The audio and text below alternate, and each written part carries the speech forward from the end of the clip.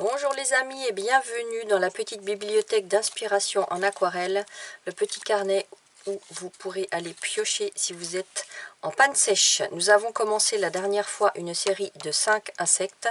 Aujourd'hui c'est le deuxième avec la coccinelle. Alors je vous fais pas faire une coccinelle classique rouge à pois noirs, on en voit trop. J'ai changé un peu. La taille de ma feuille fait 6 cm de large par 8 cm de haut.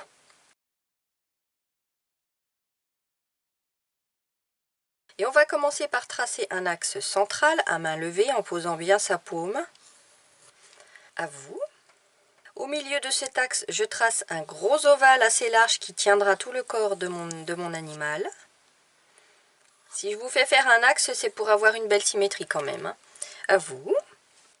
De cet ovale, je repère la moitié pour tracer le vol d'un oiseau, le dessus des élytres. À vous.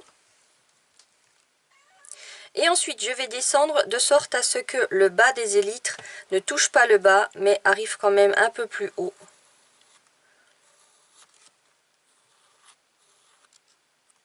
Puis soit un peu plus large que mon ovale. Ce qui fait que je gomme le trait qui ne me sert plus pour ne pas être perturbé. Ah bah oui, le chat est là. À vous. Alors en bas ici, je trouve que j'avais un peu trop ouvert. Je vais légèrement moins ouvrir et puis faire moins une petite virgule comme ça. Je vais les faire plus arrondis mes élytres. Après c'est libre, hein. Je le répète, tout ce que je vous propose là, c'est quand même une libre adaptation. À vous. Le segment qu'il me reste, je le sépare en 3. À vous. Je vais tracer un tout petit dôme ici. À vous. Je rejoins les bords. À vous. Et là, je vais faire une vague au-dessus, une vague à gauche, une vague à droite. À vous. Au niveau de ce point-là, je trace le dessus de la tête. À vous. Une vague à gauche, je reviens en oblique. Pareil à droite. À vous. Ici, ce sera une tache blanche, une tache blanche. À vous. Pour les antennes, je donne déjà l'axe. Hop, à vous. Là, pareil. À vous. Après, c'est un long segment et deux petits. Pareil à gauche. À vous. La patte de droite va partir comme ça là. Et je fais pareil à gauche. Donc vous essayez de les faire symétriques. Si elles ne le sont pas, ce n'est pas grave. Je repars comme ça avec 3 segments de biais. Le dernier. À gauche pareil. À vous. Et puis 2 petites encoches comme ça. À vous. De ce côté-là, un segment plus épais. Bim. Et bim. À vous. Je descends. Pareil de l'autre côté. À vous. 1, 2. 1, 2. À vous. Et encore les petites bouts de pâte. À vous. Ensuite, ici, regros segment. À vous. Je vais refermer les pattes un peu plus que sur mon modèle parce que je fais une coccinelle plus grosse. Donc je vais refermer les pattes comme ça. À vous. Hop, hop, hop, hop, hop, hop. À vous. Et on va faire les doigts de pied. On va dire que c'est les doigts de pied. Comme ça.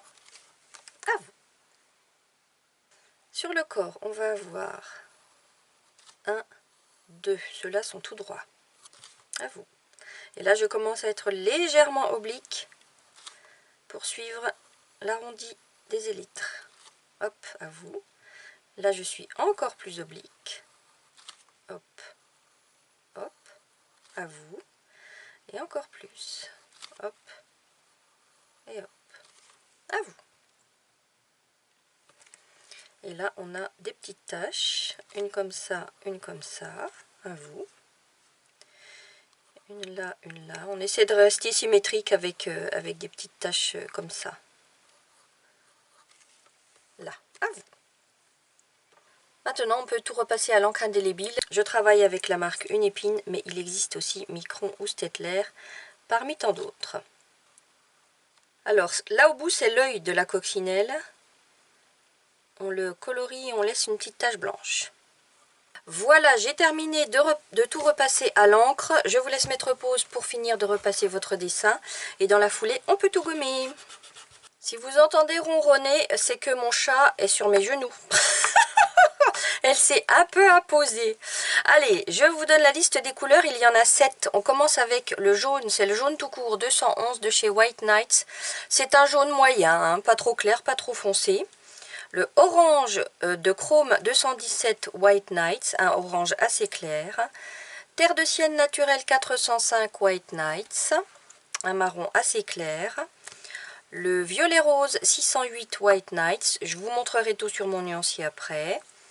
Le ultramarine léger 501 White Nights et deux gris, un gris clair, un gris foncé. Ici le gris de titane de chez Daniel Smith. Et moi je prends comme gris foncé mon indigo de chez Daniel Smith également. Tous deux n'ont pas de numéro. Le terre de sienne naturel est ici. Le violet rose est là. Et l'ultramarine léger est ici. Voilà, je vous laisse mettre pause le temps de préparer vos couleurs.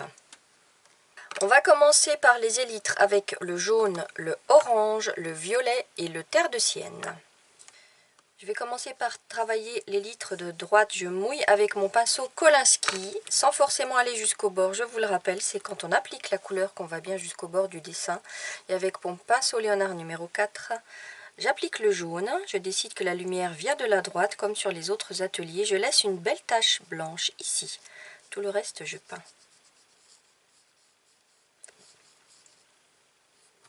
Je vous les fais travailler en deux parties les élytres parce que si vous êtes hyper débutant, ça sera plus aisé. Ensuite, le orange, je fais le tour de ma tache blanche en laissant apparaître du jaune.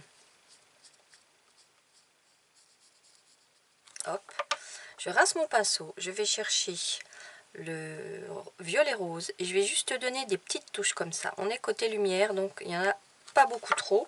Et puis je vais juste ajouter avec le terre de sienne une petite ombre propre sur le bas. Et puis à la base ici. À vous. Je fais pareil avec la gauche. Je la mouille. Jaune. Je ne laisse pas de taches blanches cette fois. Je peins tout.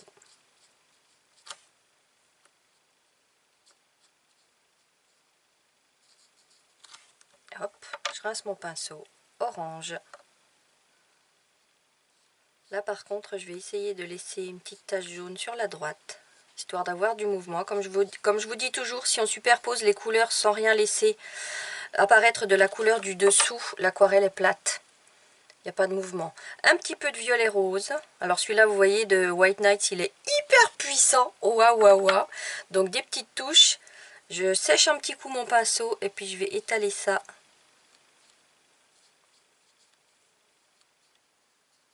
Je vais même rajouter un petit peu d'orange, je trouve qu'il n'y en a pas beaucoup. Voilà. Comme ça, il y a plus d'intensité, c'est plus joli quand même. Hop, je rince mon pinceau. Terre de sienne. Je vais renforcer. Ouais, ça se voit pas beaucoup mon ombre à gauche. Je vais chercher un petit peu de bleu. Ça me fera des tons marrons. Voilà.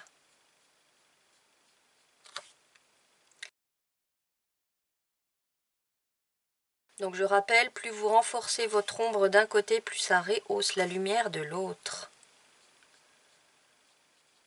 On arrondit ici la dernière ombre. J'ai même envie de rajouter un petit chouïa ici pour marquer la séparation des ailes. Ce qui n'est pas très logique puisque le dos est complètement arrondi. Mais ça fait rien, c'est joli. À vous.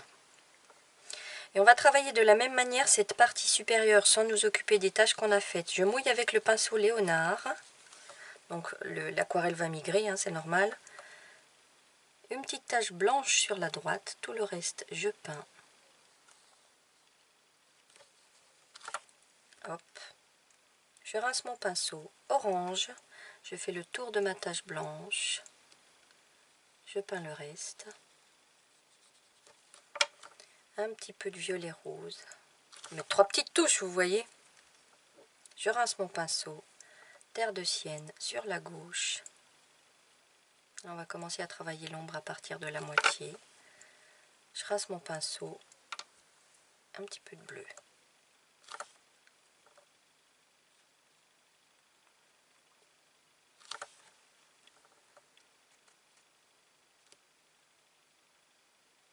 Je tapote. Ouais, j'ai envie d'avoir un petit peu plus d'intensité. Je rince mon pinceau, je vais essayer de rajouter un petit peu d'orange. Je trouve qu'il n'y en a pas beaucoup. Normalement, on ne fait pas dans ce sens-là, c'est toujours du plus clair au plus foncé. Hein. Voilà, je vais rajouter un petit peu de violet. Vous voyez, je joue. Hein. Ouais, je ne vais pas aller plus loin. À vous. Et dans la liste des couleurs, j'ai oublié de vous donner la couleur des pâtes. C'est le Quinacridone Gold 599 de chez Sennelier et le Sepia numéro 413 de chez White Nights. Le Quinacridone Gold est ici et le Sepia est là. C'est un marron très foncé. Je prends mon tout petit pinceau Léonard numéro 2/0 pour tout simplement remplir mes pâtes sur support sec. Donc là, c'est vraiment que du remplissage. Vous pouvez y aller. Voilà, j'ai terminé cette séquence. Je vous laisse mettre pause pour finir la vôtre. Et maintenant, le petit bout de tête qui est là, ça va être avec le bleu et le gris foncé. Je mouille avec mon tout petit pinceau parce que c'est vraiment pas large. Un petit peu de bleu, des petites touches. Je rince mon pinceau, je vais chercher mon gris foncé et je vais remplir tout le tour.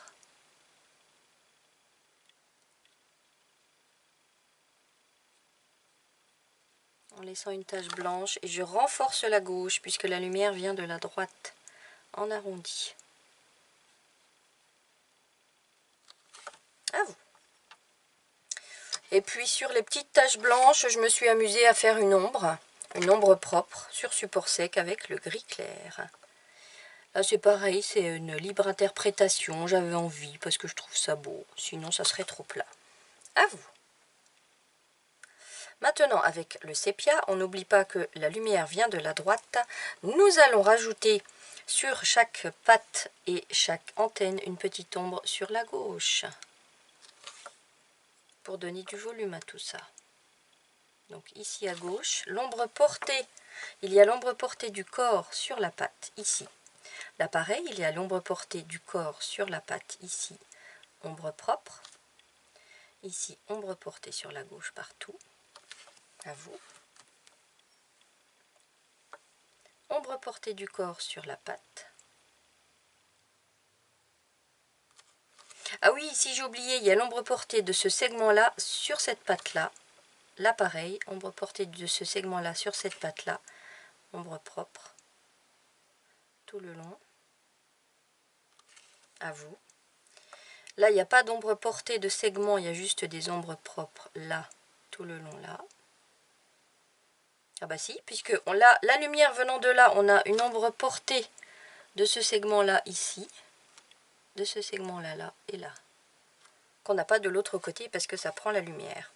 Ensuite, ombre propre, ombre portée du segment du dessus, là pareil. Hop, et là, ombre propre.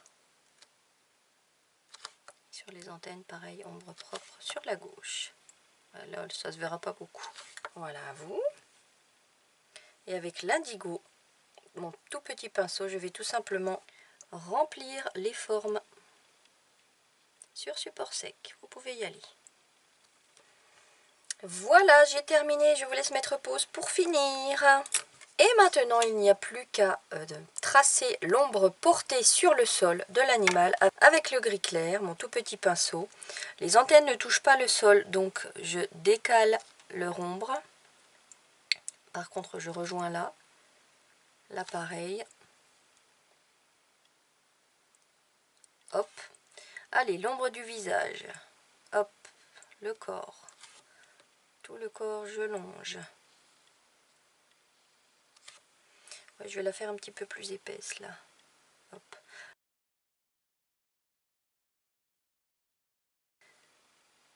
Ici. Ici, juste à gauche. Là, je vais quand même essayer de finir en pointe, c'est plus joli. Dessous, je finis en pointe à la patte, la gauche de la patte. Alors l'ombre, elle va s'arrêter ici et après elle reprend là. Parce que si la lumière vient comme ça, on a une ombre là, ici et là. J'aurais même dû l'arrêter carrément ici. Ensuite, ombre portée de ça et en dessous, à vous. Toute la gauche ici, à vous. Toute la gauche là, à vous.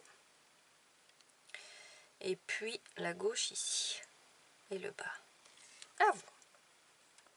Et en faisant le montage de la vidéo, je me rends compte que j'ai oublié de vous faire l'ombre de cette patte là.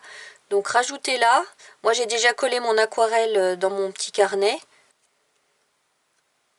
C'est pour ça que je la fais directement comme ça là. Mais faites-la maintenant. Voilà. À vous.